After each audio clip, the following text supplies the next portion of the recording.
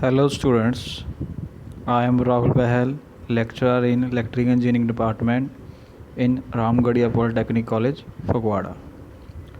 Today's topic is dynamometer type wattmeter. Today we will discuss about the instrument which is used to measure the power, and that instrument name is called wattmeter. ਅੱਜ ਆਪਾਂ ਇਲੈਕਟ੍ਰੋਡਾਇਨਾਮੋਮੀਟਰ type ਵਾਟਮੀਟਰ ਬਾਰੇ ਪੜ੍ਹਨ ਜਾ ਰਹੇ ਹਾਂ। ਇਹਦੇ ਆਪਾਂ discussion ਕਰਨੀ ਹੈ ਵੀ ਇਹ ਕੀ ਚੀਜ਼ ਹੁੰਦੀ ਹੈਗੀ, ਇਲੈਕਟ੍ਰੋਡਾਇਨਾਮੋਮੀਟਰ ਟਾਈਪ ਵਾਟਮੀਟਰ ਕੀ ਹੁੰਦਾ ਹੈ, ਇਹਦਾ ਬੇਸਿਕਸ। ਇਹ ਜਿਹੜਾ ਇੰਸਟਰੂਮੈਂਟ ਹੈ ਕੀ ਕਰਦਾ ਆ, ਇਹ ਇੰਸਟਰੂਮੈਂਟ ਪਾਵਰ ਨੂੰ ਮੇਜ਼ਰ ਕਰਦਾ ਹੈ ਇਨ ਵਾਟਸ ਦੇ ਵਿੱਚ। ਅਗਰ ਆਪਾਂ ਇਲੈਕਟ੍ਰੀਸਿਟੀ ਦੀ ਗੱਲ ਕਰੀਏ ਕਿ ਆਪਾਂ ਜਿਹੜੇ ਹੈਗੇ ਆ ਸਰਕਿਟਸ ਹੁੰਦੇ ਆ, ਕਿਹੜੇ ਹੁੰਦੇ ਆ, ਇੱਕ ਹੁੰਦਾ AC ਸਰਕਿਟਸ, ਇੱਕ ਹੁੰਦਾ DC circuits. In case of AC circuits power ਦਾ ਫਾਰਮੂਲਾ ਕੀ ਹੁੰਦਾ ਹੈ, power is product of voltage and current, that is P is equal to VI। But in case of AC circuit ਜਾਂ AC load the formula of power is VI cos phi, P is equal to VI cos phi, where cos phi is a power factor। ਜਿਹੜਾ ਆਪਾਂ power factor ਵਾਲਾ topic ਸੀ ਆਪਾਂ ਕੀ last time ਪੜ੍ਹਿਆ ਸੀਗਾ ਕਿ power factor ਕੀ ਚੀਜ਼ ਹੁੰਦੀ ਹੈਗੀ ਹੈ।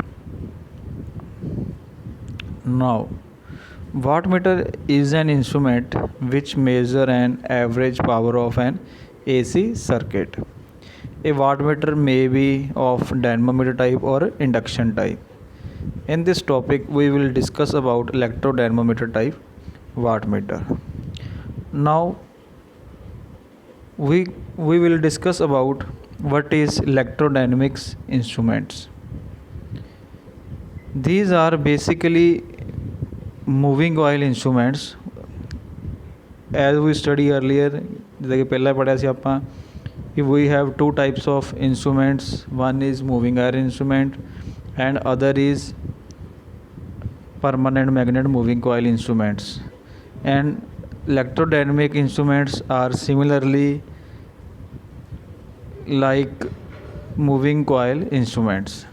In these instruments the operating field is produced by the fixed coil instead of permanent magnet। ਹੁਣ ਦੇਖੋ ਇਹਦੇ ਵਿੱਚ ਕੀ ਹੈ, ਮੂਵਿੰਗ ਕੋਇਲ ਲੱਗੀ ਹੋਈ ਆ, ਆਪਾਂ ਤੁਸੀਂ ਡਾਇਗਰਾਮ ਦੇਖ ਸਕਦੇ ਆ, ਠੀਕ ਆ। ਦੋ ਫਿਕਸ ਕੋਇਲ ਲੱਗੀਆਂ ਆ, ਇੱਕ ਮੂਵਿੰਗ ਕੋਇਲ ਲੱਗੀ ਹੈ ਜਿਹਦੇ ਨਾਲ ਕੀ ਆਪਣਾ ਨੀਡਲ ਕਨੈਕਟ ਕੀਤੀ ਹੋਈ ਹੈਗੀ ਆ, ਠੀਕ ਆ। ਅਤੇ ਇੱਕ ਸਕੇਲ ਬਣਿਆ ਹੋਇਆ ਜਿੱਥੋਂ ਆਪਾਂ ਰੀਡਿੰਗ ਲੈਣੀ ਆ, 0 ਤੋਂ ਲੈ ਕੇ 50 ਵਾਟ ਜਾਂ 100 ਵਾਟ ਤੱਕ ਸਕੇਲ ਹੋ ਸਕਦਾ ਇਹਦਾ ਇਲੈਕਟ੍ਰੋਡਾਇਨਾਮੋਮੀਟਰ ਟਾਈਪ ਵਾਟਮੀਟਰ ਦਾ। ਅਤੇ ਮੂਵਿੰਗ ਕੋਇਲ ਇੰਸਟਰੂਮੈਂਟ ਦੇ ਨਾਲ ਆਪਾਂ ਕੀ ਹੈ, ਇੱਕ ਸੀਰੀਜ਼ ਰਜਿਸਟਰ ਲਾਇਆ ਹੋਇਆ ਤਾਂ ਕਿ ਅਗਰ ਕੋਈ ਨਾ ਕੋਈ ਕਰੰਟ ਦੀ ਵੈਲਿਊ ਆਵੇ ਤਾਂ ਆਪਾਂ ਉਹਨੂੰ ਕੀ ਆ ਕੰਟਰੋਲ ਕਰ ਸਕੀਏ। ਅਤੇ ਆਹ ਤੁਹਾਨੂੰ ਦਿਖਦਾ ਪਿਆ ਹੈਗਾ, ਨਾਲ ਇਹਦੇ ਇੱਕ ਹੋਰ ਡਾਇਗਰਾਮ ਬਣਾਈ ਆ, ਇੱਕ 'ਚ ਕਰੰਟ ਕੋਇਲ ਲੱਗੀ ਹੈ, ਇੱਕ ਦੇ ਵਿੱਚ ਕੀ ਲੱਗੀ ਆ ਪ੍ਰੈਸ਼ਰ ਕੋਇਲ ਜਾਂ ਪੋਟੈਂਸ਼ੀਅਲ ਕੋਇਲ ਉਹਨੂੰ ਆਪਾਂ ਕਹਿੰਦੇ ਹੈਗੇ ਆ, ਠੀਕ ਆ। CC ਅਤੇ PC ਇਹ ਚੀਜ਼ ਲੱਗੀ ਹੈ। PC ਦੇ ਨਾਲ ਕੀ ਆ ਸੀਰੀਜ਼ ਦੇ ਵਿੱਚ ਕੀ ਆ ਰਜਿਸਟਰ ਲਾਇਆ ਹੋਇਆ ਹੈਗਾ ਹੈ। ਇਹ ਤਾਂ ਹੋ ਗਈ ਕਿ ਡਾਇਗਰਾਮ ਦੀ ਗੱਲ ਕਿ ਹਾਊ ਇਟ ਰਿਪਰਜੈਂਟਡ ਇੰਟਰਨਲੀ, ਓਕੇ। ਜਿਹੜੇ ਮੂਵਿੰਗ ਕੋਇਲ ਇੰਸਟਰੂਮੈਂਟ ਹੁੰਦੇ ਆ ਕੀ ਕਰਦੇ ਹੈਗੇ ਆ, ਆਈਦਰ ਕੀ ਆ ਯੂਜ਼ ਹੁੰਦੇ ਐਜ਼ ਏ ਐਮੀਟਰ ਔਰ ਵੋਲਟਮੀਟਰ, but owing to the higher cost and lower sensitivity of dynamometer, ammeters and voltmeter as compared with moving iron instruments. However, wattmeter is generally used in electrodynamometer type instrument। ਅਤੇ ਜਿਹੜਾ ਵਾਟਮੀਟਰ ਇਲੈਕਟ੍ਰੋਡਾਇਨਾਮੋਮੀਟਰ type ਵਾਟਮੀਟਰ ਹੁੰਦਾ ਉਹ ਕੀ ਆ, basically ਇਹਨੂੰ ਹੀ ਆਪਾਂ ਕੀ ਆ use ਕਰਦੇ ਹਾਂ। ਹੁਣ ਆਪਾਂ ਥੋੜ੍ਹਾ ਇਹਦੀ ਕੀ ਆ ਥਿਊਰੀ ਪੜ੍ਹਾਂਗੇ ਜਾਂ ਪ੍ਰਿੰਸੀਪਲ ਅਤੇ ਓਪਰੇਸ਼ਨ ਪੜ੍ਹਾਂਗੇ ਕੀ ਹੁੰਦਾ ਹੈ। ਇਹਦੇ ਵਿੱਚ ਥੋੜ੍ਹੀ ਇੰਟਰੋਡਕਸ਼ਨ ਦਿੱਤੀ ਹੈ ਕਿ before we study the internal construction of electrodynamometer type wattmeter, it is essential to know the working principle of electrodynamometer type wattmeter. Dynamometer type wattmeter works on very simple principle.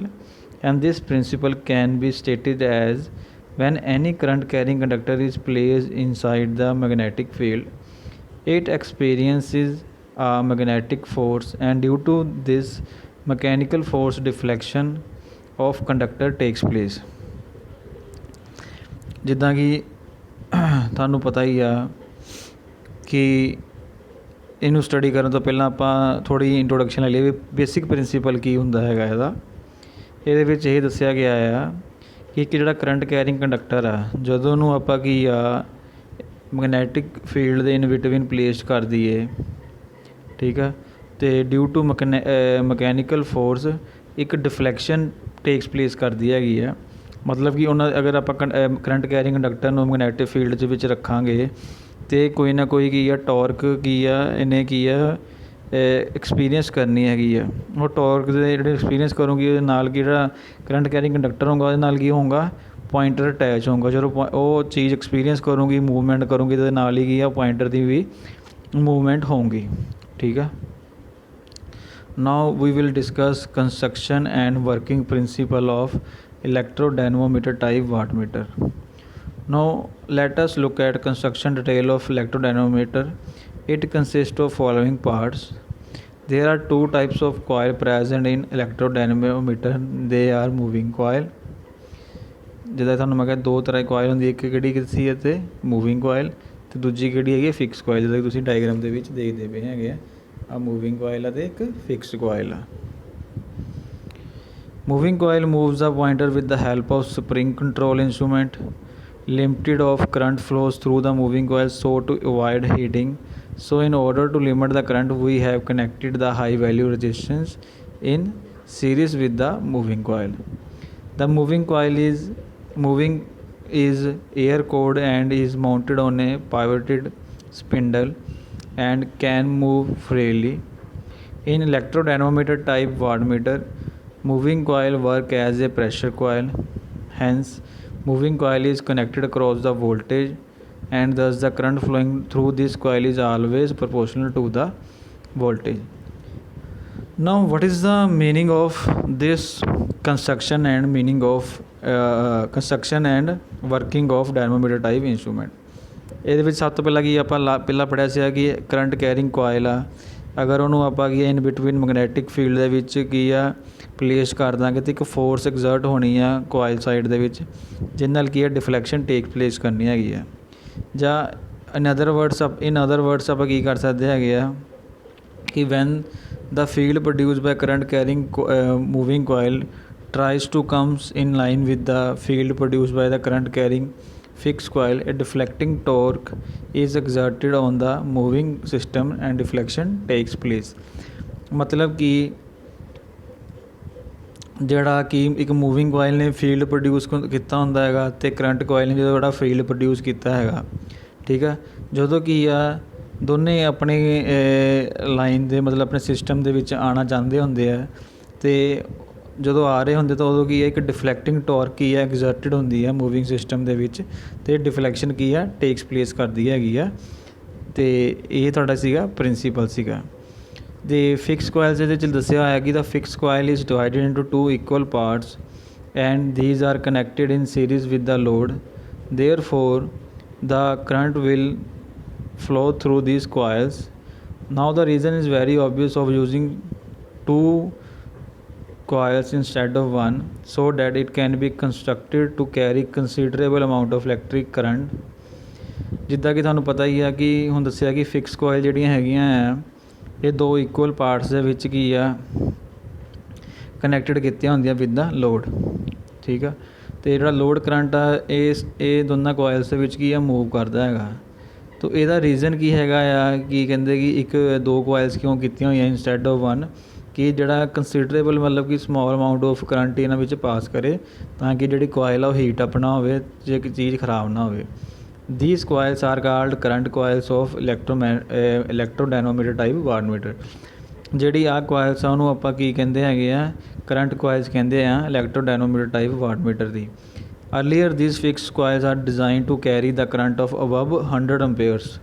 Students, you can clearly see that ਕਿ ਪਹਿਲਾਂ ਜਿਹੜੀਆਂ ਆਪਣੀ fix ਕੋਇਲਸ ਜਿਹੜੇ design ਕੀਤੀਆਂ ਜਾਂਦੀਆਂ ਸੀਗੀਆਂ ਆਪਣੇ instrument ਦੇ ਵਿੱਚ ਉਹ 100 ਐਂਪੀਅਰ ਤੱਕ ਕਰੰਟ ਨੂੰ ਕੀ ਕਰਦੀ ਸੀਗੀ, ਕੈਰੀ ਕਰ ਸਕਦੀ ਸੀਗੀ। But now modern wattmeter are design to carry current of above 20 amperes in order to save powers. But ਹੁਣ ਜਿਹੜੇ ਮੋਡਰਨ ਡਾਇਨਾਮੋਮੀਟਰ ਟਾਈਪ ਵਾਟਮੀਟਰ ਆ ਉਹ ਸਿਰਫ ਕੀ ਆ 20 ਐਂਪੀਅਰ ਤੱਕ ਹੀ ਕਰੰਟ ਕੈਰੀ ਕਰਦੇ ਆ ਤਾਂ ਕਿ ਆਪਣੀ ਪਾਵਰ ਕੀ ਆ ਸੇਵ ਹੋ ਸਕੇ। ਹੁਣ ਕੀ ਆ control system out of 2 control. ਹੁਣ ਕੰਟਰੋਲ ਸਿਸਟਮ ਇਹਦੇ ਵਿੱਚ ਕਿਹੜੇ ਆ, ਠੀਕ ਹੈ ਨਾ। ਜਿੱਦਾਂ ਕਿ ਤੁਹਾਨੂੰ ਪਤਾ ਹੀ ਆ ਆਪਣੇ ਪੁਆਇੰਟਰ ਦੇ ਜਿਹੜੇ ਆ ਬਿਲਕੁਲ ਓਪੋਜ਼ਿਟ, ਜਿਹੜੇ ਨੀਡਲ ਦੇ ਬਿਲਕੁਲ ਓਪੋਜ਼ਿਟ ਕੀ ਆ ਕੰਟਰੋਲ ਵੇ ਸਿਸਟਮ ਲੱਗਾ, ਸਪਰਿੰਗ ਲੱਗਾ ਹੁੰਦਾ ਜਾਂ ਕੈਵਿਟੀ ਕੰਟਰੋਲ ਲੱਗਾ ਹੁੰਦਾ। ਹੁਣ ਆਪਾਂ ਦੇਖਦੇ ਹਾਂ ਉਹ ਚੀਜ਼ ਕੀ ਲੱਗੀ ਹੁੰਦੀ ਹੈ ਇਹਦੇ ਵਿੱਚ ਆਪਣਾ ਵਾਟਮੀਟਰ ਦੇ ਵਿੱਚ। ਕੰਟਰੋਲ ਸਿਸਟਮ ਕੀ ਹੁੰਦਾ, out of 2 controlling system that is gravity control ਅਤੇ spring control. Only spring control system ਹੀ ਯੂਜ਼ ਆਪਾਂ ਕਰਦੇ ਹੈਗੇ ਆ for these types of wattmeter. Gravity control system cannot be implied because there will be appreciable amount of errors. ਇਹਦੇ ਵਿੱਚ ਕੀ ਹੈ error ਆ ਸਕਦੇ ਆ, ਤਾਂ ਕਰਕੇ ਕੀ ਆ ਆਪਾਂ ਇਹਦੇ ਵਿੱਚ ਆਪਾਂ ਸਿਰਫ ਸਪਰਿੰਗ ਸਿਸਟਮ ਹੀ ਆਪਾਂ ਯੂਜ਼ ਕਰਦੇ ਹੈਗੇ ਆ। ਅਗਰ ਆਪਾਂ ਕੰਸਟਰਕਸ਼ਨ ਦੀ ਗੱਲ ਕਰੀਏ ਤਾਂ ਮੈਂ ਤੁਹਾਨੂੰ ਦੱਸਦਾ ਹੀ ਪਿਆ ਸੀਗਾ, ਇੱਕ ਵਾਰੀ ਮੈਂ ਫੇਰ ਦੁਬਾਰਾ ਤੋਂ ਡਾਇਗਰਾਮ 'ਤੇ ਚੱਲ ਜਾਂਦਾ ਹੈਗਾ। ਅਗਰ ਕੰਸਟਰਕਸ਼ਨ ਦੀ ਗੱਲ ਕਰੀਏ, ਹੁਣ ਤੁਸੀਂ ਦੇਖੋ ਕੰਸਟਰਕਸ਼ਨ ਦੇ ਵਿੱਚ ਕੀ ਕੀ ਲਿਖਣਾ ਤੁਸੀਂ ਹੈਗਾ। ਜਿੱਦਾਂ ਕਿ ਤੁਸੀਂ ਡਾਇਗਰਾਮ ਦੇਖਦੇ ਪਏ ਹੈਗੇ ਆ। In this diagram there is 2 fixed coils and 1 moving coil. ਜਿਹੜੀ ਫਿਕਸ ਕੋਇਲ ਆ 2 ਪਾਰਟਸ ਸਪਲਿਟਡ ਕੀਤੀਆਂ, ਤੁਹਾਨੂੰ ਪਹਿਲੇ ਦੱਸਿਆ ਸੀਗਾ, ਠੀਕ ਹੈ। ਜਿਹੜੀ fix coils are air cored to avoid hysteresis effect when used on AC। ਜਿਹੜੀਆਂ ਫਿਕਸ ਕੋਇਲਸ ਹੁੰਦੀਆਂ ਜਿਹੜੀ ਹੈਗੀਆਂ ਇਹ ਕੀ ਏਅਰ ਕੋਡ ਆ, ਠੀਕ ਆ, ਤਾਂ ਕਿ ਇਹਦੇ ਵਿੱਚ ਹਿਸਟੈਰੀਸਿਸ ਇਫੈਕਟ ਬਿਲਕੁਲ ਨਾ ਹੋਵੇ। ਦਾ ਫਿਕਸ ਕੋਇਲ ਆਪਾਂ ਕੀ ਹੈ ਕਨੈਕਟ ਵੀ ਕਿੱਦਾਂ ਕੀਤੀਆਂ ਹੋਈਆਂ ਇਨ ਸੀਰੀਜ਼ ਵਿਦ ਦਾ ਲੋਡ, ਅਤੇ ਇਹ ਕੀ ਹੈ ਸੀਰੀਜ਼ ਦੇ ਵਿੱਚ ਕੀਤੀ ਹੋਈ ਹੈ, ਅਤੇ ਇਹਨੂੰ ਆਪਾਂ ਕਰੰਟ ਕੋਇਲ ਕਹਿੰਦੇ ਆ। ਜਿਹੜੇ ਮੂਵਿੰਗ ਕੋਇਲ ਆ ਉਹ ਤੁਸੀਂ ਲਿਖੀ ਹੈ ਕਿ pivoted between the 2 parts of the fix coil. In between ਆਪਾਂ ਕੀ ਆ ਫਿਕਸ ਕੋਇਲ ਦੇ ਵਿੱਚ ਕੀਤੀ ਹੋਈ ਆ।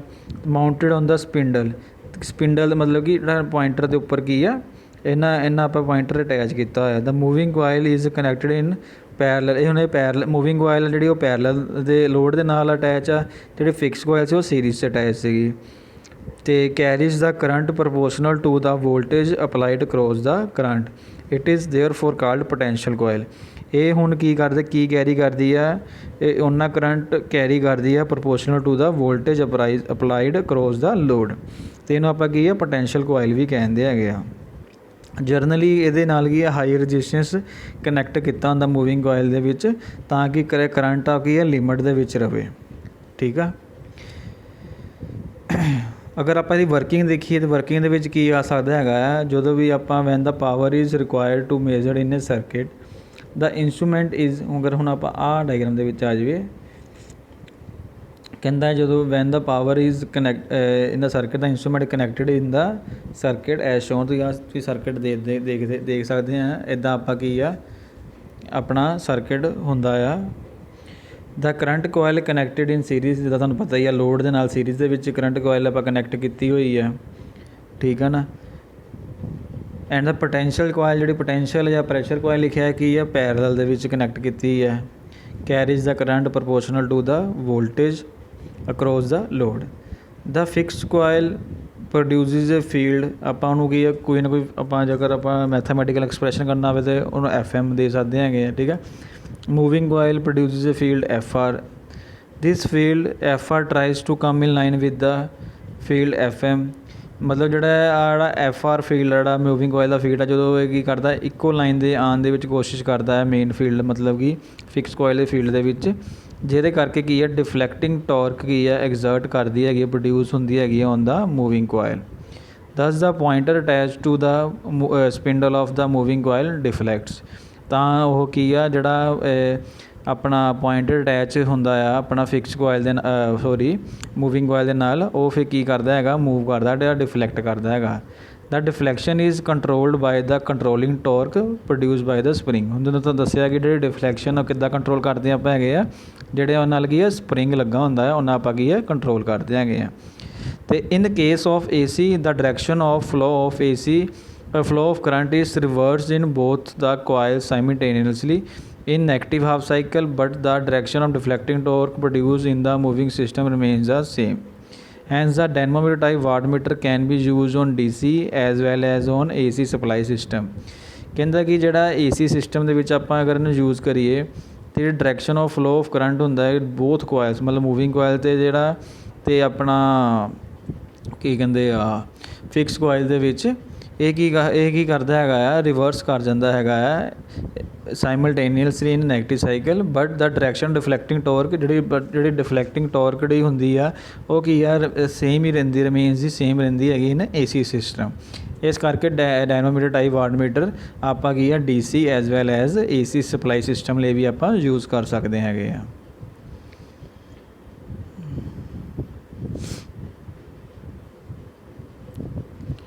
ਹੁਣ ਉਸ ਤੋਂ ਬਾਅਦ ਆ ਜਾਂਦਾ ਕਿ ਡੈਂਪਿੰਗ ਸਿਸਟਮ ਦੇ ਵਿੱਚ ਹੁਣ ਇਹਦੇ ਵਿੱਚ ਕਿਹੜੀ ਡੈਂਪਿੰਗ ਆਪਾਂ ਯੂਜ਼ ਕੀਤੀ ਹੋਈ ਆ। ਇਹਦੇ ਵਿੱਚ ਹੁਣ ਆਪਾਂ ਕੀ ਹੈ air friction damping is use as eddy current damping will distort the weak operating magnetic field and thus it may leads to error. ਇਹਦੇ ਵਿੱਚ ਆਪਾਂ ਕੀ ਆ ਏਅਰ ਫ੍ਰਿਕਸ਼ਨ ਡੈਂਪਿੰਗ ਯੂਜ਼ ਕਰਦੇ ਆ। ਐਡੀ ਕਰੰਟ ਡੈਂਪਿੰਗ ਆਪਾਂ ਇਸ ਲਈ ਨਹੀਂ ਯੂਜ਼ ਕਰਦੇ ਤਾਂ ਕਿ ਉਹਨੇ ਕੀ ਕਰਨਾ ਹੈ ਐਰਰ ਨੂੰ ਲੀਡ ਕਰਨਾ ਹੈਗਾ। There is a uniform scale which is used in these types of instrument as moving coil moves linearly over a range of 40 degrees to 50 degrees on either side। ਮਤਲਬ ਇਹਦਾ ਯੂਨੀਫਾਰਮ ਸਕੇਲ ਹੁੰਦਾ ਹੈਗਾ ਅਤੇ ਇਹਦੀ ਜਿਹੜੀ range ਹੁੰਦੀ ਆਪਣੀ ਜਿਹੜੀ ਡਿਗਰੀ ਆ 40 ਡਿਗਰੀ ਤੋਂ 50 ਡਿਗਰੀ ਦੇ ਵਿੱਚ ਕੀ ਕਰਦਾ ਮੂਵਮੈਂਟ ਕਰਦਾ ਹੈਗਾ।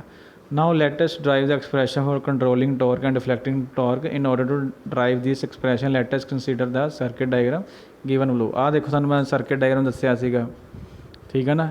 ਪ੍ਰੈਸ਼ਰ ਕੋਇਲ ਲੱਗੀ ਆ ਰਜਿਸਟੈਂਸ ਲੱਗਾ ਆ ਅਤੇ ਤੁਸੀਂ ਈਜ਼ੀਲੀ ਦੇਖ ਸਕਦੇ ਹੈਗੇ ਆ ਵੀ ਇਹ ਜਿਹੜੀ ਆ ਕਰੰਟ ਕੋਇਲ ਆ ਉਹ ਲੋਡ ਦੇ ਨਾਲ ਕੀ ਆ ਸੀਰੀਜ਼ ਦੇ ਵਿੱਚ ਲੱਗੀ ਹੋਈ ਆ ਅਤੇ ਜਿਹੜੀ ਪ੍ਰੈਸ਼ਰ ਕੋਇਲ ਆ ਕੀ ਲੱਗਾ ਕਿੱਦਾਂ ਆ ਇਨ ਪੈਰਲਲ ਆ ਵਿਦ ਦਾ ਲੋਡ ਠੀਕ ਹੈ ਨਾ।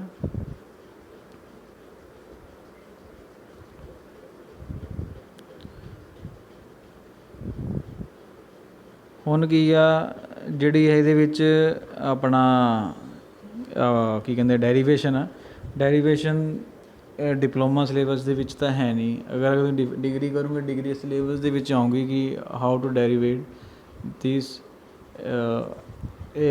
ਫੀਲਡ ਕੋਇਲ ਔਰ ਆਪਣਾ moving coil. But in diploma students you may not need to derive the derivation of dynamometer type wattmeter. Now we can discuss the advantages of electrodynamometer type instruments, electrometer type wattmeter, and they are written as follows। Scale is uniform up to first point की है scale is uniform up to a certain limit। They can be used for to measure AC as well as DC quantities as scale is calibrated for both। ਜਿੱਦਾਂ ਕਿ ਤੁਹਾਨੂੰ ਮੈਂ ਦੱਸਿਆ ਸੀ ਜਿਹੜਾ scale ਹੈਗਾ ਇਹਦਾ ਯੂਨੀਫਾਰਮ ਹੁੰਦਾ। ਯੂਨੀਫਾਰਮ ਸਕੇਲ ਦਾ ਮਤਲਬ ਕੀ ਹੋਇਆ ਜਿਹੜੀ ਇਹਦੀ ਵੈਲਿਊ ਆ ਬਿਲਕੁਲ ਕੀ ਆ ਐਗਜ਼ੈਕਟ ਯੂਨੀਫਾਰਮਿਟੀ ਵਿੱਚ ਲਿਖੀ ਹੁੰਦੀ ਆ ਅਤੇ ਮਤਲਬ ਕਿ ਐਰਰ ਦੇ ਚਾਂਸ ਬਹੁਤ ਜ਼ਿਆਦਾ ਘੱਟ ਹੋ ਜਾਂਦੇ ਹੈਗੇ ਆ ਅਗਰ ਸਕੇਲ ਯੂਨੀਫਾਰਮ ਹੋਵੇ ਤਾਂ ਆਪਣੇ ਕੋਲ ਐਗਜ਼ੈਕਟ ਵੈਲਿਊ ਆਊਗੀ। ਅਤੇ ਦੂਸਰਾ ਸਾਨੂੰ ਐਡਵਾਂਟੇਜ ਮੈਂ ਹੁਣੀ ਬੋਲੀ ਸੀਗੀ ਕਿ ਇਹ ਕੀ ਹੈ AC as well as DC quantity ਕੀ ਕਰਦਾ ਹੈ ਮੇਜ਼ਰ ਕਰ ਸਕਦਾ ਹੈਗਾ ਆ ਠੀਕ ਆ। ਅਤੇ now we will discuss the errors in the electrodynamometer type wattmeter ਕਿਹੜੇ ਐਰਰ ਹੋ ਸਕਦੇ ਆ। Errors in the pressure coil inductance errors may be due to pressure coil capacitance. ਹੁਣ ਕੀ ਆ ਹੁਣ ਜਿਹੜੀਆਂ ਕੋਇਲਸ ਆ ਇਹ ਇੱਦਾਂ ਪਲੇਸ ਹੁੰਦੀਆਂ ਹੈਗੀਆਂ ਕਿ ਇਹਨਾਂ ਵਿੱਚ ਇੰਡਕਟੈਂਸ ਜਾਂ ਕਪੈਸਿਟੈਂਸ ਕੀ ਆ ਪ੍ਰੋਡਿਊਸ ਹੋ ਸਕਦੀ ਹੈਗੀ ਆ ਠੀਕ ਆ। ਅਗਲਾ ਨਾਲ ਲਿਖਿਆ errors may be due to mutual inductance effects. Errors may be due to connections that is pressure coil is connected after current coil. ਅਗਰ ਐਰਰ ਕਾਹਦੇ ਕਰਕੇ ਆ ਸਕਦਾ ਅਗਰ ਪ੍ਰੈਸ਼ਰ ਕੋਇਲ ਕੀ ਆ ਬਾਅਦ ਵਿੱਚ ਕਨੈਕਟ ਆਫਟਰ ਦਾ ਕਰੰਟ ਕੋਇਲ ਆਪਾਂ ਕਨੈਕਟ ਕਰੀਏ ਤਾਂ ਐਰਰ ਆ ਸਕਦਾ ਹੈਗਾ। ਅਗਲਾ ਐਰਰ ਕਾਹਦਾ ਹੈ error due to eddy current ਕਰਕੇ ਵੀ ਐਰਰ ਆ ਸਕਦਾ ਹੈਗਾ। Error cause by vibration of moving system ਅਗਰ ਜਿਹੜਾ ਮੂਵਿੰਗ ਸਿਸਟਮ ਅਗਰ ਵਾਈਬਰੇਟ ਕਰਨ ਲੱਗ ਪਿਆ ਉਹਦੇ ਕਰਕੇ ਵੀ ਐਰਰ ਆ ਸਕਦਾ ਹੈ। ਟੈਂਪਰੇਚਰ ਐਰਰ ਅਗਰ ਉਹ ਤੁਹਾਡਾ ਇੰਸਟਰੂਮੈਂਟ ਰੂਮ ਟੈਂਪਰੇਚਰ ਦੇ ਵਿੱਚ ਨਹੀਂ ਹੈਗਾ ਅਤੇ ਉਹਦੇ ਕਰਕੇ ਵੀ ਕੀ ਆ ਐਰਰ ਆ ਸਕਦਾ ਹੈਗਾ। ਅਗਲਾ ਐਰਰ ਹੈਗਾ error due to stray magnetic field ਅਤੇ ਸਟਰੇ ਮੈਗਨੈਟਿਕ ਫੀਲਡ ਦੇ ਕਰਕੇ ਵੀ ਕੀ ਹੈ ਤੁਹਾਡਾ ਐਰਰ ਆ ਸਕਦਾ ਹੈਗਾ। ਇਹ ਸੀਗੇ ਫੋਲੋਇੰਗ ਐਰਰ ਸੀਗੇ ਜਿਹੜੇ ਕਿ ਆ ਸਕਦੇ ਹੈਗੇ ਆ। ਠੀਕ ਹੈ, ਮਤਲਬ ਕਿ ਅਗਰ ਆਪਣਾ ਕਨੈਕਸ਼ਨ ਸਹੀ ਨਹੀਂ ਹੈਗਾ, ਪ੍ਰੈਸ਼ਰ ਕੋਇਲ ਦੇ ਵਿੱਚ ਇੰਡਕਟੈਂਸ ਜਾਂ ਕਪੈਸਿਟੈਂਸ ਬਣ ਗਈ, ਅਗਰ ਮਿਊਚੁਅਲ ਇੰਡਕਟੈਂਸ ਹੋ ਗਈ ਆ, ਅਤੇ ਉਹਦੇ ਨਾਲ ਕੀ ਆ, ਫੋਲੋਇੰਗ ਐਰਰਸ ਆਪਾਂ ਨੂੰ ਮਿਲ ਸਕਦੇ ਹੈਗੇ ਆ ਇੰਸਟਰੂਮੈਂਟਸ ਦੇ ਵਿੱਚ। ਅਤੇ to avoid this error we can use this instrument in room temperature or and you may connect instrument very correctly. Thank you students for watching this lecture. If you have any queries, you can contact me on WhatsApp, or other students which are not belongs to Ramgarhia Polytechnic College can comment on comment section in YouTube link. Thank you.